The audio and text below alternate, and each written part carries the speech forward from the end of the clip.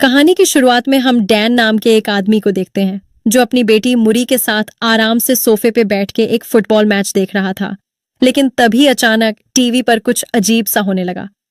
Match बीच में रुक गया क्योंकि अब फील्ड पर धुएं और बिजली का चमकता हुआ बादल दिखाई दे रहा था। और अचानक उसमें से कई सारे फौजी बाहर आए। उनकी अगुवाई एक औरत कर रही थी जिसका नाम लूटने हार्ट था। उसने सभी को बताया कि वह साल 2051 यानी फ्यूचर से आए हैं। पता चलता है कि व्हाइट स्पाइक्स नाम की एक लियन प्रजाति पृथ्वी पर हमला कर चुकी है और साल 2051 में उन्होंने धरती पर ज्यादातर लोगों को खत्म कर दिया था। यह सोल्जर्स लोगों से रिक्वेस्ट करने आए हैं कि वह उनके साथ फ्यूचर में जाकर इस लड़ाई का हिस्सा बने। अगले 12 महीनों में दुनिया भर के देश जितने फौजी भेज सकते थे उन्होंने भेजे, लेकिन फ्यूचर की अथॉरिटीज और ज्यादा लोगों की मांग कर रही थी। जितने भी लोग लड़ाई लड़ने जाते थे उनमें से सिर्फ 1/4 सोल्जर्स ही जिंदा वापस लौट पाते थे। जब ट्रेंड सोल्जर्स की कमी पड़ गई तो सरकार सिविलियंस को भी भर्ती करने लगी। डैन एक टीचर है और जब वह अपनी क्लास को पढ़ा रहा था तो अचानक उसके फोन पर एक मैसेज आया कि उसे भी युद्ध में भेजे जाने के लिए चुन लिया गया है। बाद में वह इस बात को कंफर्म करने के लिए अपने नजदीकी मिलिट्री ऑफिस पहुंचा। डैन को बताया गया कि वैसे भी उसकी 7 साल में मौत होने वाली है, इसलिए वह युद्ध में भेजने के लिए फिट है। ये सुनकर डैन हैरान रह गया और बहुत सारे अजीबोगरीब सवाल करने लगा, मगर ऑफिसर्स ने उसके किसी भी सवाल का सीधा जवाब नहीं दिया। उन्होंने उसकी बात न सुनते हुए उसके हाथ में एक डिवाइस लगा दिया जो उसे ट्रैक करेगा और फ्यूचर में वह इसी की मदद से उससे बात कर सकेंगे। इसे तब तक नहीं निकाला जा सकता जब तक वह 2051 से वापस नहीं आ जाता। उस शाम डैन ने अपनी पत्नी एमी से मिलकर उसे सब कुछ बताया, जो परेशान होकर कहने लगी कि उन्हें गवर्नमेंट से दूर भाग जाना चाहिए। पर डैन ने बताया कि उसके हाथ में ऑलरेडी ट्रैकर लगा दिया गया है। अब चाहे वह जहां मर्जी भाग जाएं, अथॉरिटीज उन्हें कहीं भी ढूंढ लेंगी। वो समय में आगे पीछे जा सकते हैं। डार्लिंग, हमें तो ढूंढ ही लेंगे। जब कोई और रास्ता नहीं बचा तो एमी ने सुझाव दिया कि डैन को अपने पिता जेम्स से बात करनी चाहिए। हो सकता है वो इस ट्रैकर को निकाल पाए। वो आदमी एक जबरदस्त इंजीनियर है और सरकार पर बिल्कुल भरोसा नहीं करता, इसलिए पुलिस को खबर तो पक्का नहीं करेगा। पता चलता है कि डायन के पिता वियतनाम युद्ध से लौटने के बाद अपने परिवार को छोड़कर चले गए थे, क्योंकि लड़ाई में अपने कई करीब साथियों को खोकर वह अंदर से टूट चुके थे। लेकिन डैन के मन में अपने पिता के लिए बहुत नफरत थी। घर जाकर उसने देखा कि उसकी बेटी गार्डन में खेल रही थी। उसने झूठ बोलने की कोशिश की कि वह एक ट्रिप पर जा रहा है, पर मरी तुरंत ही समझ गई कि उसके पिता को युद्ध में जाने के लिए चुन लिया गया है। डैन ने उससे वादा किया कि वह जिंदा वापस आएगा और फिर प्यार से उसे गले लगा लिया। एक दिन बाद डैन और बाकी नए रिक्रूट्स को हथियारों और फर्स्ट एड की ट्रेनिंग दी जाती है ताकि उनके जिंदा बचने के चांसेस बढ़ जाएं। डैन की मुलाकात एनवायरमेंटल साइंटिस्ट चार्ली और एक्स नेवी सील डोरियन से भी हुई, जहां एक तरफ ज्यादातर लोग इस युद्ध में जाने से बचना चाहते थे। डोरियन अब तीसरी बार इस लड़ाई में जाने वाला था। बाद में उन्हें बताया गया कि व्हाइट स्पाइक्स हर 6 दिन के बाद आराम करने के लिए कुछ दिनों तक गायब हो जाते हैं। यही समय होता है जब नए सोल्जर्स फ्यूचर में भेजे जाते हैं और जो फौजी पहले से अपनी ड्यूटी कर रहे हैं उन्हें वापस बुला लिया जाता है। उस शाम जब नए रिक्रूट्स बातें कर रहे थे तो एक अलार्म अचानक से बजने लगा। साल 2051 का एक जवान चिल्लाने लगा, यह तुम सबकी प्रैक्टिस का हिस्सा नहीं है, एलियन सच में आ चुके हैं। यह सुनते ही सभी लोग जल्दी से पोर्टल रूम की तरफ दौड़ने लगे।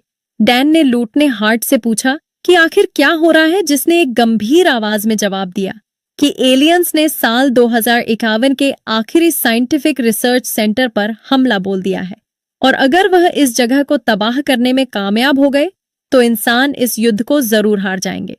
कुछ मिनटों बाद वह पोर्टल रूम में घुसे और जल्द ही एक के बाद एक लोग पोर्टल में खींचने लगे और अचानक लैंडिंग लोकेशन के एड्रेस में एरर आ गया। इस वजह से डैन और दूसरे लोग आसमान में जमीन के कई 100 फुट ऊपर टेलीप हो गए, जिस वजह से काफी सारे लोग तो नीचे गिरकर ही मारे गए। खुशकिस्मती से डैन, चार्ली और डोरियन एक बहुत ही ऊंची बिल्डिंग की छत पर स्विमिंग पूल में गिरे, जिससे उन्हें कुछ खास चोट नहीं आई। डैन जल्द से जल्द पानी से निकला और अपनी गन चेक करने लगा। फिर उसने छत के किनारे पर जाकर मायामी शहर को देखा, जो अब पूरी तरह से बर्बाद हो चुका था। इधर मिलिट्री टाइम जंप में हुई गलती की जांच कर रही थी। जल्द ही चीफ कमांड ने बचे हुए लोगों से कांटेक्ट किया। उन्होंने डैन को बताया कि जल्द ही वो इस पूरे एरिया में बम धमाके करेंगे, क्योंकि वहां पर बहुत ज्यादा वाइट स्पाइक्स हैं। साथ ही डैन को बचे हुए लोगों का लीडर बनके वहां फंसे हुए साइंटिस्ट को बचाना होगा। उसने मिशन कंफर्म किया और तुरंत छत पर सभी बचे हुए लोगों को इकट्ठा करने लगा। जल्द ही ग्रुप उस बिल्डिंग में पहुंचा जहां साइंटिस्ट होने चाहिए थे। वो बहुत संभलकर अंदर घुसे और चीफ कमांड उन्हें सतर्क रहने को कहता है, क्योंकि वाइट स्पाइक्स खून की बू को दूर से ही सूंघ सकते हैं। उन्होंने जल्द ही साइंटिस्ट की टीम को ढूंढ निकाला, लेकिन बदकिस्मती से वह सब मारे जा चुके थे। इसके बाद फौजियों को लैब से हार्ड ड्राइव्स और बायो सैंपल्स लाने का ऑर्डर दिया गया, ताकि इन साइंटिस्ट के हाथ लगी पूरी जानकारी उन्हें मिल जाए, क्योंकि ये साइंटिस्ट इन एलियंस को रोकने के तरीकों पर ही काम कर रहे थे। जल्द ही डैन ने सैंपल्स ढूंढ निकाले, पर तभी उसे पता चला कि फाइटर जेट्स 6 मिनट में इस पूरे इलाके में बम गिराने वाले हैं। डैन और उसकी टीम जल्दी से बिल्डिंग से बाहर निकलकर इमरजेंसी सीढ़ियों तक पहुंच गई, पर तभी कई वाइट स्पाइक्स ने ऊपर से आकर उन पर हमला कर दिया। डैन उनमें से एक को अकेला संभालने की कोशिश कर रहा था, पर आखिर में डोरियन उसकी मदद करने के लिए आया। डोरियन पहले भी इनसे लड़ चुका था और उसने बताया कि सिर्फ गर्दन और पेट पे ही गोली मारने का असर होगा, बाकी कहीं पर भी किसी हथियार का इन पर कोई असर नहीं होता। इतनी जरूरी बात इनको ट्रेनिंग में नहीं बतानी चाहिए थी। बद्दू हैं क्या ये लोग, बिना बात मरवा दिए इतने बंदे, जब एयर स्ट्राइक में सिर्फ 3 मिनट बचे थे। चीफ कमांड उनके लिए रेस्क्यू व्हीकल्स भेजता है। सभी लोगों ने मिलिट्री जीव्स को देखकर राहत की सांस ली और सोचने लगी कि कुछ देर के लिए तो चलो सेफ हैं। पर अचानक 3 वाइट स्पाइक्स ने वहां आकर सबको तबाह कर दिया। कई टीम मेंबर्स भागने की कोशिश करते हुए मारे गए। कुछ ही देर में एयर स्ट्राइक शुरू हो गई और उनकी टीम, जिसमें अब सिर्फ 7 लोग बचे हैं, अपने आप को बचाने की कोशिश में लग गई। 2 सोल्जर्स खुद को कुर्बान कर देते हैं ताकि वाइट स्पाइक्स को रोक सकें। इससे बाकी बचे हुए 5 लोग समय पर वहां से निकलने में कामयाब हो जाते हैं। एक दिन बाद डैन चार्ली के पास एक मिलिट्री बेस में उठा। वो जल्द ही डोरियन से मिले, जहां उन्हें पता चला कि अब सिर्फ वो तीनों ही बचे हैं। डैन ने डोरियन से उस व्हाइट क्लॉ के बारे में पूछा जो वह अपने गले में पहनता था। डोरियन ने बताया कि उसे 6 महीने बाद कैंसर से मरना है। यह उसे तब पता चला जब उसे पहली बार लड़ाई के लिए चुना गया। वह बार बार इस युद्ध में इसलिए चला आता है क्योंकि वह हॉस्पिटल के किसी बेड की बजाय यहाँ पूरी इंसानियत को बचाते हुए मरना पसंद करेगा। खैर, जल्द ही डैन को चीफ कमांड के हेड ने मिलने के लिए बुलाया। चीफ कमांड के हेड के तौर पर अपनी बेटी को देखकर उसकी खुशी का ठिकाना ही नहीं था।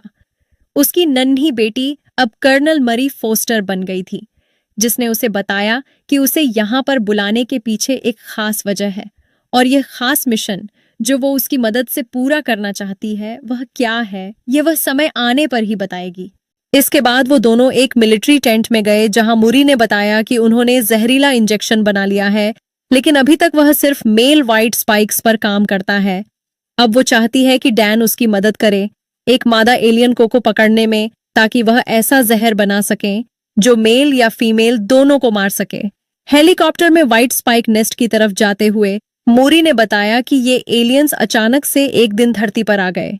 वह नॉर्दर्न रशिया से निकले और दुनिया भर में फैल गए, पर किसी को भी कोई स्पेसशिप क्रैश साइट या उनके आने का कोई भी निशान नहीं मिला। बात बदलते हुए डैन ने उससे पूछा कि 2022 से लेके 2051 के बीच में उनके परिवार के साथ क्या क्या हुआ, लेकिन मुरी ने कहा कि इस बारे में बात ना ही करें तो अच्छा है।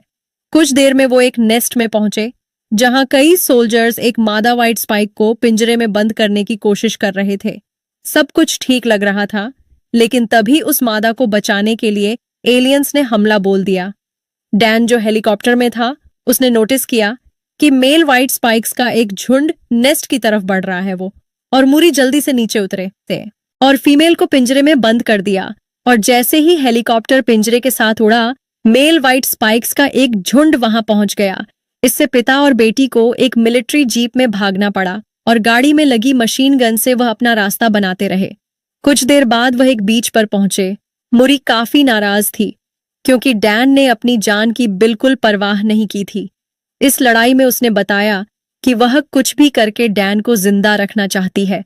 गुस्से में उसने बताना शुरू कर दिया कि इतने सालों में उनके परिवार के साथ क्या क्या हुआ, जिसके बाद उसने डैन को बताया कि असल में युद्ध से लौटने के बाद वह जिंदगी से काफी उदास हो गया था। वह अपनी पत्नी एमी से तलाक लेकर अकेला रहने लग गया और फिर कुछ समय बाद मरीके के 16वें बर्थडे पर उसे एक कॉल आया जिसने उसकी जिंदगी पूरी तरह से बदल कर रख दी। असल में डायन एक एक्सीडेंट का शिकार हो गया था जिसमें उसकी मौत हो गई थी। यह बात सुनकर डैन को बहुत तगड़ा झटका लगा। उसे विश्वास नहीं हो रहा था कि वह बिल्कुल अपने बाप की तरह निकला। आखिर में उसने भी तो अपने परिवार को छोड़ ही दिया। इसके बाद वो दोनों वापस मिलिट्री बेस पहुंचे जहां मुरी तुरंत ही इन एलियंस को मारने की दवा बनाने में लग गई। इसके लिए उसे हजारों कॉम्बिनेशन टेस्ट करने थे ताकि फीमेल को मारने वाला टॉक्सिन तैयार किया जा सके, और मूरी किसी भी हाल में इसे जल्द से जल्द करना चाहती थी क्योंकि डैन के वापस जाने में अब सिर्फ 21 घंटे बचे थे। अगली सुबह डैन ने मूरी से पूछा कि अगर वह जहर बनाने में कामयाब हो भी गए तो भी इतने सारे एलियंस को कैसे मारा जाएगा। इस पर मूरी ने कहा कि डैन को अपने समय में वापस जाकर इन टॉक्सिन्स को बहुत ज्यादा मात्रा में बनाना होगा ताकि वह लोग युद्ध होने से पहले ही खत्म कर सकें। अभी उन दोनों की बातें चल ही रही थीं कि तभी कंप्यूटर ने 100% बॉन्ड का सिग्नल दिया, जिसका मतलब था कि अब उनके पास फीमेल टॉक्सिन तैयार था। लेकिन बदकिस्मती से इसी बीच फीमेल व्हाइट स्पाइक भी जाग चुकी थी। उसने उठते ही अचानक जोर जोर से चीखना शुरू कर दिया, जिसके कुछ सेकंड बाद ही पूरे बेस में व्हाइट स्पाइक्स घुसने लग गए। वहीं दूसरी ओर डैन और मूरी अपनी बंदूक लेकर पूरी रफ्तार से हेलीपैड की तरफ भागने लग गए और रास्ते में उन दोनों के सामने कई राक्षस मौजूद थे। इसी बीच उन्हें एक स्पीकर से आवाज आई कि टाइम जंपर्स के पास सिर्फ 3 मिनट का समय बचा है। ये सुनते ही मूरी ने डैन को वो जहर अपने हाथ में लेकर भागने को कहा, पर तभी उसके सामने एक और राक्षस आ गया। पर उसके हमला करने से पहले ही उनके नीचे की जमीन ज्यादा वजन होने की वजह से टूट गई। जैसे ही वो एलियन और मूरी नीचे गिरने लगे तो डैन भी अपनी बेटी को बचाने के लिए कूद गया, लेकिन वो तो बीच में ही वापस टेलीप हो गया। जब उसे होश आया तो वह 2022 में था और उसने अभी भी अपने हाथ में जहर की वो बोतल पकड़ी हुई थी। उसने लुटने हार्ट को समझाया कि उन्हें जल्द से जल्द इस जहर को ज्यादा से ज्यादा बनाकर फ्यूचर में पहुंचाना होगा, जिस पर लूटने ने उसे बताया कि टाइम पोर्टल दूसरी तरफ से पूरी तरह तबाह हो चुका है और अब कोई भी फ्यूचर में ट्रेवल नहीं कर सकता। यह बात सुनकर डैन चुपचाप निराशा के साथ अपने घर लौट गया।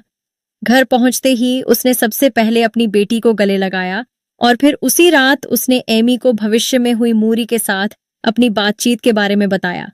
साथ ही उसने यह भी बताया कि किसी को नहीं पता कि आखिर व्हाइट स्पाइक्स कहां से आए, क्योंकि वो अचानक 2048 में बस प्रकट हो गए थे, जिस पर एमी का कहना था कि शायद वो क्रिएचर्स सालों पहले स्पेस से आए होंगे। और उसकी यह बात सुनकर डैन के दिमाग में एक आइडिया आया, जिसके बाद वो एक बार में डोरेन से मिला, जहां भविष्य के बारे में बात करते हुए उन दोनों ने तय किया कि वह इस युद्ध को होने से पहले ही रोक देंगे। वो दोनों डोरेन के पास मौजूद व्हाइट स्पाइक का क्लॉ लेकर चार्ली के पास पहुंचे। असल में चार्ली एनवायरमेंटल साइंस का एक्सपर्ट था और उसने क्लॉ को एनालाइज करके बताया कि उसके ऊपर चाइना का वोल्केनिक ऐश लगा हुआ था। और उसकी इस बात ने उन दोनों को ही हैरान कर दिया, क्योंकि व्हाइट स्पाइक्स पहली बार नॉर्दर्न रशिया में देखे गए थे, जो कि चाइना से ठीक ठाक दूर था। यह सब सुनकर डैन को अपनी क्लास के लड़के मार्टिन की याद आई, जो ज्वालामुखी हो में बहुत ज्यादा ही इंटरेस्ट रखता था। खैर, मार्टिन ने उन्हें बताया कि 1000 साल पहले एक बहुत बड़ा ज्वालामुखी फटा था और यह घटना इतनी बड़ी थी कि इसके अवशेष नॉर्दर्न रशिया के ग्लेशियर्स में भी मिल सकते हैं। उसकी यह बात सुनकर वो लोग समझ गए कि व्हाइट स्पाइक जरूर हजारों साल पहले आए थे और अर्इया की ठंडी बर्फ की चादर के नीचे वह सो रहे हैं। थोड़ा दिमाग लगाने पर वह समझ गए कि ग्लोबल वार्मिंग की वजह से वह बर्फ साल 208 तक पिघल जाएगी और यह इत्तेफाक तो नहीं हो सकता कि उसी साल व्हाइट स्पाइक्स ने अपना पहला हमला किया था। ये जानकारी हाथ लगते ही उन्होंने यूएस की सरकार से इस मिशन के लिए फंडिंग मांगी, लेकिन सरकार ने इसके लिए साफ मना कर दिया, क्योंकि यूएस और रशिया के रिश्ते तो वैसे ही ठीक नहीं थे। उनके देश में प्लेन लेके घुसोगा तो और खराब हो सकते हैं ना। वो कोई दूसरा रास्ता ना मिलने पर डैन अपने पिता जेम्स के पास पहुंचा, जिनके पास अनरजिस्टर्ड एयरप्लेन्स मौजूद थे। जेम्स इस मिशन के लिए तुरंत ही तैयार हो गया। एंड मौके पर लूटने हार्ट भी वहां पहुंच गई और उसके हाथ में थे ताजे बने जहरीले इंजेक्शंस, जिनकी मदद से वह इन एलियंस को जड़ से मिटा सकते हैं। कई घंटों की उड़ान के बाद आखिरकार वह लोग एक ऐसी जगह पर पहुंचे जहां पर सभी इलेक्ट्रॉनिक डिवाइसेस ने काम करना बंद कर दिया। इसके बाद उन्होंने कई विस्फोटकों का इस्तेमाल करके जमीन में छेद किया। वो बड़ी ही सा सावधानी से उस छेद में घुसे जहां उन्हें एक जमा हुआ एलियन स्पेसक्राफ्ट मिला, जिसके बाद वह बर्फ को काटते हुए स्पेसशिप के अंदर घुस गए। उधर चार्ली और जेम्स बाहर ही रुके थे ताकि अगर कोई भागने की कोशिश करे तो वो उसे रोक सके।